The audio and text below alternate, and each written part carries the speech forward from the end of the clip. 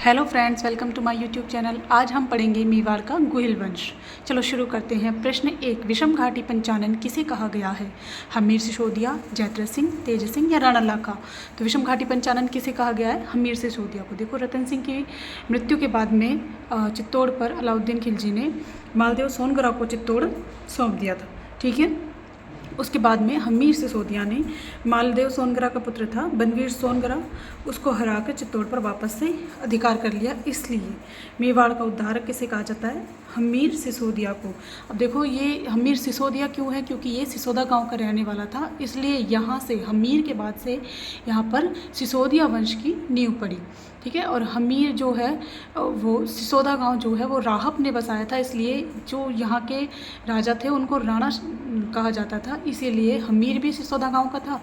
तो यहाँ से राणा शाखा का प्रारंभ माना जाता है हमीर से। अब देखो, हमीर को विषम घाटी पंचानन किस में कहा गया है? कुंभलगढ़ प्रशस्ति में हमीर ने बरवड़ी माता का मंदिर बनवाया, और जो कि इनकी इष्ट देवी है, और गुहिलों की जो कुलदेवी है वो कौन सी है? बाण माता। ठीक है, और रसिक प्रिया नामक पुस्तक में हमीर को वीर राजा कहा गया है। प्रश्न 2, मेवाड़ का भीष्म पितामह कहा जाता है? रावचूड़ा, राणा लाखा, रणमल या चूड़ा सिसोदिया? देखो, मेवाड़ का भीष्म पितामह किसे कहा जाता है? आंसर होगा द चूड़ा सिसोदिया। जब हंसाबाई का विवाह राणा लाखा के लिए आया तो चूड़ा सिसोदिया ने प्रतिज्ञा की कि वो राजा नहीं बनेगा और ना ही वो विवाह करेगा ताकि उसकी संतान राजा बन सके। तो इस प्रतिज्ञा के कारण चूड़ा सिसोदिया को मेवाड़ का भीष्म पितामह कहा जाता है। राणा लाखा जो है उसके समय में जावर में चांदी की खान निकली थी, और इसने राणा लाखा ने पिछोला झील का निर्माण करवाया था। प्रश्न 3, चित्तौड़ में समृद्धेश्वर मंदिर का पुनर्निर्माण किस शासक के द्वारा करवाया गया? राणा मोकल, राणा लाखा, राणा कुंभा, राणा हमीर? तो समृद्धेश्वर मंदिर का निर्माण करवाया था राणा मोकल के द्वारा। ठीक है, समृद्धेश्वर मंदिर का पुनर्निर्माण करवाया था राणा मोकल ने, और इसका निर्माण जो करवाया था वो करवाया था भोज परमार ने, और इसको उस समय त्रिभुवन नारायण मंदिर कहा जाता था। ठीक है, राणा मोकल ने इसका पुनर्निर्माण करवाया और इसका नाम क्या रख दिया? समृद्धेश्वर मंदिर। राणा मोकल जो है वो हंसाबाई और राणा लाखा का पुत्र था। ठीक है, इसके समय में चूड़ा जो है वो मालवा का सुल्तान था होशंगा शाह, उसके पास में चला गया था।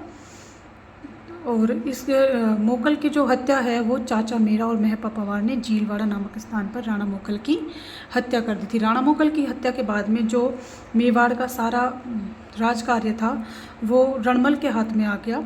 रणमल जो है वो हंसाबाई का भाई था और राणा मोकल का मामा था। ठीक है, प्रश्न 4, चंपानेर की संधि किस किस के मध्य हुई? महमूद खिलजी, कुतुबुद्दीन शाह, कुंभा या महमूद खिलजी के बीच में, कुंभा और कुतुबुद्दीन शाह के बीच में, कुंभा और जोधा के बीच में? तो चंपानेर की संधि किस किस के मध्य हुई थी? महमूद खिलजी और कुतुबुद्दीन शाह के बीच में कौन सी संधि हुई थी? चंपानेर की संधि हुई थी। ठीक है, इसके बाद में इन दोनों ने कुंभा के खिलाफ चंपानेर की संधि की थी, और इसके बाद में युद्ध हुआ था बदनौर का युद्ध 1457 में, जिसमें कि कुंभा ने मालवा और गुजरात दोनों की संयुक्त सेना को हरा दिया था। ठीक है, और इससे पहले सारंगपुर का युद्ध हुआ था 1437 में कुंभा और महमूद खिलजी के बीच में।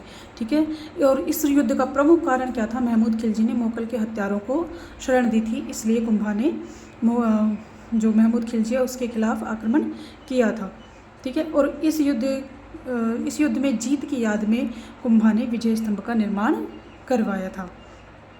ठीक है, अब देखो, जो कुंभा था वो मोकल का पुत्र था। ठीक है, जब ये राजा बना तब ये छोटा था, तो पूरा जो मेवाड़ दरबार में जो पूरा प्रभाव हो गया वो किसका हो गया? रणमल का। रणमल ने क्या किया? चूड़ा का भाई था राघव देव। ठीक है, चूड़ा सिसोदिया का भाई था राघव देव, उसकी हत्या करवा दी। रणमल के ज़्यादा प्रभाव बढ़ने के कारण कुंभा जो है वो रणमल से नाराज़ हो गया, और इसकी एक दासी थी भारमली, उसकी सहायता से रणमल की इसने हत्या करवा दी।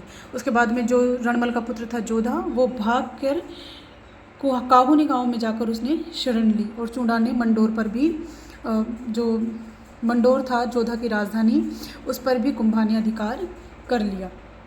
तब इनके बीच में हुई हंसाबाई की सहायता से इन जोधा और कुंभा के बीच में 1453 में आंवल बांवल की संधि हुई, जिसकी प्रमुख शर्तें क्या थी कि जो सोजत था उसको मेवाड़ और मारवाड़ की सीमा बनाया गया। ठीक है, जोधा को मंडोर वापस दे दिया गया और कुंभा के बेटे रायमल की शादी जोधा की बेटी थी श्रृंगार देवी उससे करवाई गई।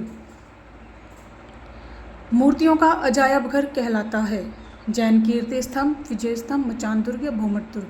तो मूर्तियों का अजायब घर कौन सा कहलाता है? विजय स्तंभ। सारंगपुर विजय के उपलक्ष्य में कुंभा ने विजय स्तंभ का निर्माण करवाया था। और जो विजय स्तंभ है इसके अन्य नाम क्या है? कीर्ति स्तंभ, विष्णु ध्वज, गरुड़ ध्वज और मूर्तियों का अजायब घर और भारतीय मूर्ति कला का विश्वकोश भी विजय स्तंभ को कहा जाता है। और ये एक 9 मंजिला इमारत है। इसकी लंबाई 122 फीट, चौड़ाई 30 फीट है। ठीक है, और इसका जो पुनर्निर्माण करवाया था, ठीक है, वो करवाया था